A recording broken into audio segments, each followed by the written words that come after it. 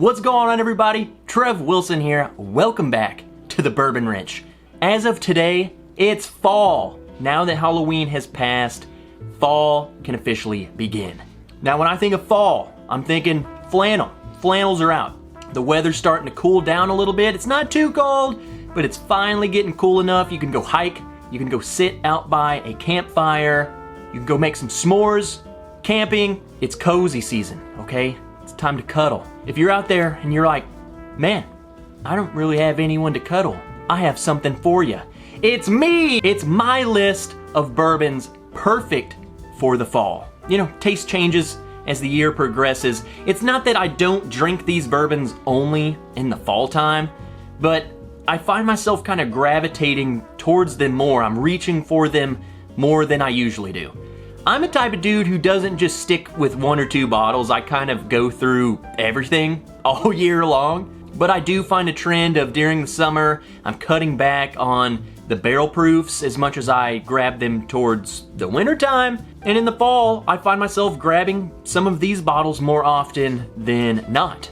So that's what we're gonna do. I have a list of some of my absolute favorite bottles for the fall. Bourbons, ryes, bur ryes, everything. Now, these are gonna be in no particular order. This is not a ranking system.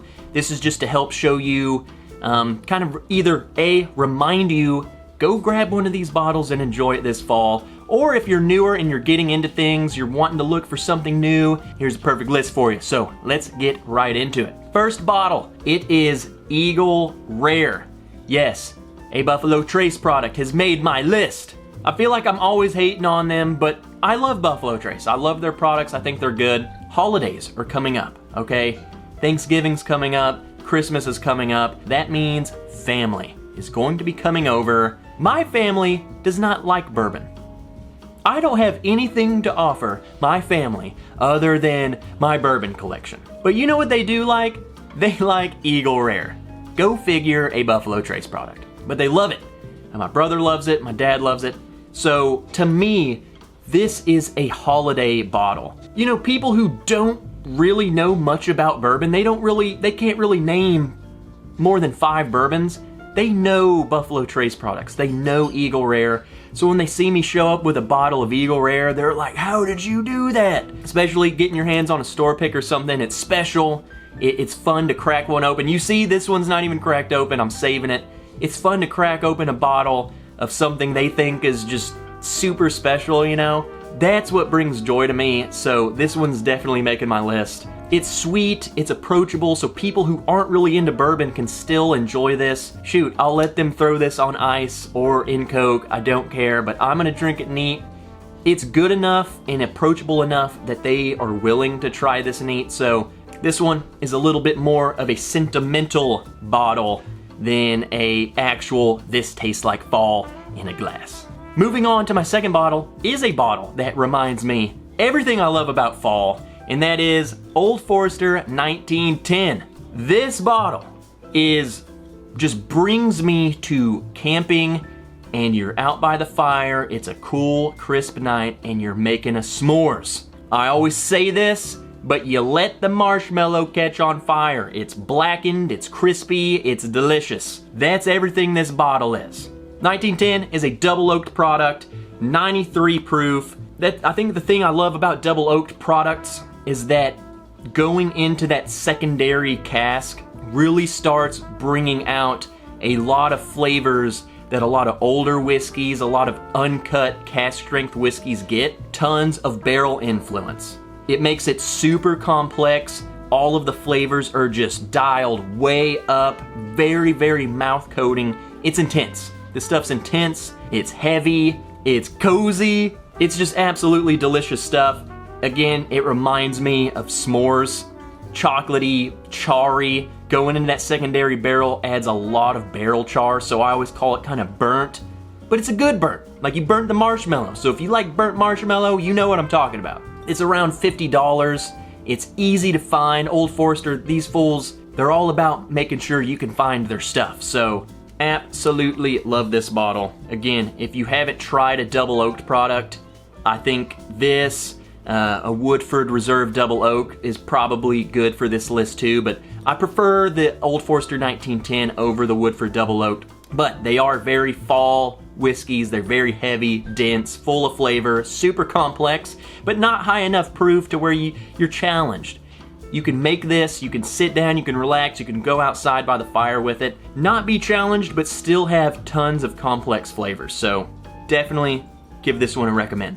Now, moving on, we're gonna throw a wrench into things. Sticking with the whole double oaked premise with the 1910, we're gonna move on to the next bottle on this list, Sagamore Spirit Double Oaked Rye. Yes, the Bourbon Wrench is recommending a rye on his list. You guys know I'm not a huge rye fan. There's just something about this one, man. This is a bourbon drinker's rye. You know, I wasn't even going to be drinking these, I was just gonna be talking about them. I wanna drink this one. You gotta try it. It's so unique, it's so different. If you're a rye fan, I think it's gonna be so different from other ryes that you're gonna love it. If you're a bourbon fan, like me, not really the rye guy, it's gonna be different. It's bourbon notes. There are a lot of bourbon notes with extra rye spice, especially on the nose. It's that toasted, marshmallowy goodness that we were getting from like the 1910, amping up some of that rye spice. It's just a totally unique product. 96.6 proof, so again, kind of similar to the 1910. Super dark color, just double oaks. You're getting so much of that barrel influence on it. I typically don't reach for a rye. In the summer, I'm not reaching for rye. I probably have only had 1 or 2 ryes all summer long. Now that it's cooling off, here I am reaching for this guy. On the palate, definitely rye. I will give it that. It's very rye, and I have to preface that because I don't want to say this is a bourbon drinker's rye where it drinks like a bourbon that has extra rye notes. You drink this and you can definitely tell that this is a rye. It's just so different. That double oaking process really amplifies things. It changes it. It adds a whole depth of complexity from that double oaked process where it's really taking in extra bourbon notes from the barrel. So you're getting tons of caramel, tons of vanilla, tons of that barrel char, adding in some of that rye spice that just kind of warms you up the whole way down. It's really, really good. I don't know their reach. I don't know how many places get this. We actually don't get this around me, or at least I haven't seen it. But if you're a rye fan or you're a bourbon fan, maybe not that big into rye, I definitely will say give this one a chance. It's unique. It's going to be different than a lot of ryes you will try. So give it a shot. It's really good stuff. All right, moving on to the next bottle. Throwing another wrench into things. Redwood Empire Lost Monarch. This is a burr rye, so it's a blend of bourbon and rye. They'll take rye barrels, blend them with bourbon barrels, bam, Lost Monarch. This is 45% alcohol. It's still not that cold to where I'm wanting just to be punched in the face, but the extra rye notes that are in this, that extra spiciness, very, very welcomed during the fall time. Again, we're pouring this one too because this is some good stuff. Now, this is another one. I don't know their reach. I know they are expanding quite a lot. My state used to not get it. Now it's everywhere, and it's very, very affordable. For another thing, the label on this is just absolutely amazing. Everything Redwood Empire puts out, the labels are friggin' awesome. Half the battle is looking cool. You know, when I was in the Army, it was all about having the coolest gear. So when you went out, it's like, who even cares? The enemy doesn't see you and like, whoa, you look way cooler, but you feel cooler, so you perform better. I don't know, it's just science, I guess. On the nose, it's very bourbony. That's what I love about it, these burr ryes, is that unlike the last one, the rye, this one's very bourbon forward. So bourbon lovers are gonna love it, okay? You're gonna like it. Tons of bourbon notes. It smells like a bourbon. You might mistake this for like a high rye bourbon, and that carries through on the palate. Tons of those bourbon notes that you love with extra rye spiciness. It's not too rye forward, so if you're not into rye, I still think this is approachable for you. I think this is a perfect balance for people who are more of bourbon people. They want to branch out a little bit. Branch out. Give it a try. Give these burr ryes a try first before jumping into a rye. These guys are putting out some stellar stuff. Perfect for Thanksgiving, perfect for Christmas time. This is just an absolutely delicious bottle. It's kind of the best of both worlds. It takes the best things of bourbon, best things of rye. Winner. All right, guys, moving on to the next bottle. You know, fall, Thanksgiving, you gotta have some turkey. So you know what bottle's coming next. The next bottle is Russell's Reserve Single Barrel. Yes, you thought it was rare breed, but I'm gonna go with the Russell's Reserve Single Barrel. We can go ahead and throw in as an honorable mention Wild Turkey Rare Breed. Absolutely love that bottle. It's hard to beat. It's a barrel proof. It's under $50. What more could you ask for? Thanksgiving, turkey, duh. But let me explain why on my list, I'm choosing Russell's. On your list, you might choose Rare Breed.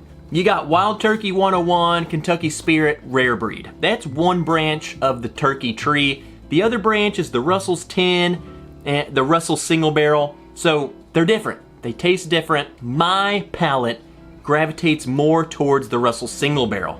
Now I will say, these store picks, pretty readily available. They're really good about putting picks out. A lot of stores do them, and they can be quite delicious. That being said, if your store does not have a store pick of a Russell's, the regular Russell's, it's around $50, maybe a little more. So yes, it is more expensive than Rare Breed, but I think what it offers is still equally as delicious in its own way. You might find yourself preferring this flavor profile to the Rare Breed like me. Wild Turkey, all of their products honestly should just be on this list. They are fall bourbons, tons and tons of cinnamon. This one is no stranger to the cinnamon game. It's like a cinnamon sugar cookie. It's so freaking good. Almost has this musty, you know, warehouse quality to it. So tons of oak going on. And it's Wild Turkey. So you can pull this out at Thanksgiving dinner and people aren't gonna look at you like the crazy uncle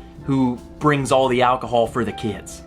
Don't do that. It's just fitting. It's another piece to the Thanksgiving meal. Seriously, give this one, if you have not tried this one, give it a try. You will thank me later. I wanted to showcase this because a lot of people showcase Rare Breed. Don't pass this one by just because Rare Breed is right next to it and it's cheaper. Get them both, try them both. All right guys, and that leads me to my final bottle of the list. I have recently just done a video on this bottle, Bardstown Discovery Series Batch 6.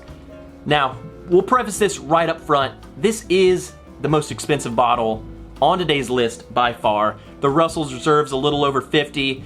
This is like $140 if and when you find it. So the argument then becomes, is this 3 times as good as a Rare Breed or a Russell's or a 1910 or anything else on this list? Personal preference, okay? My philosophy is there comes a point where price versus how good something tastes is not equal. You get to a point to where if you want to increase the goodness by just 1%, instead of going $5, you have to go $30 more. The quality's here though, so it's not like you're paying $130 for some bullcrap. 68% of this blend is a 11-year Kentucky bourbon. The mash bill is either a Jim Beam or a Wild Turkey mash bill. When I drank this, it reminds me a lot of a Wild Turkey. So again, Wild Turkey screams fall, fall. The flavors on this though is something you want to bottle up and make into a candle and burn it in your house all Thanksgiving long. Tons of apple, tons of cinnamon. They're just pie notes. Pies, Yankee candles, fall in a glass. In fact, this is a bottle I've been drinking quite a bit of. You know, it's cooling off. I find myself gravitating towards this a lot, which kind of sucks because I spent a lot of money on it, but it's really good. It's just so fitting for the weather. Seriously, it's so much like a candle. You want to box this nose up and smell it. And then the palate is just cherry pie, pie crust, tons of cinnamon. It's like I'm at my grandma's house she's making 6 different pies because the grandchildren gotta grow. And you guys know I love the pie, so I associate everything with pie. This is cherry pie, Thanksgiving pies. Pair this with your Thanksgiving pie. I can assure you, I will be bringing this bottle to the Wrench's Thanksgiving dinner. So if you have nowhere to go, come to me. I got the whiskey. I will preface this though, if you are not someone who is used to spending $130 on a bottle, don't do it just because I say this is, this is the best fall thing. Don't do that. If you're not used to spending that money, just go out, buy a couple of these other bottles. I'm pretty sure you could buy quite a few of these other bottles on the list for the price of this one. So if you find yourself newer into this, experiment with as much as you can first. Go that route first. Try as many different ones as you can before jumping the gun to this one. If you are someone who is used to buying other $130 bottles, if you have bought all of the other Discovery Series bottles, this one I feel like is a definite must, especially this fall. It's fitting. It's perfect. All right, guys, that's it. That's my list. That's a lot of whiskey. You guys have a lot of drinking to do, so get out there, try some of these whiskeys, get them out there. Go outside, enjoy the fall weather, build a fire, put on a flannel, cuddle with somebody, or cuddle your whiskey. If you like the video, please leave a like on it, hit the subscribe button. If you're not, over half of you are not subscribed and you watch, which we love you too, but go ahead, join the Wrench Gang. We love you. If you want to support me more, there's tons of links down below, Patreon page, all of that stuff. Check it out. And until next time, guys, I'm Trev Wilson. I'll see you in the next video.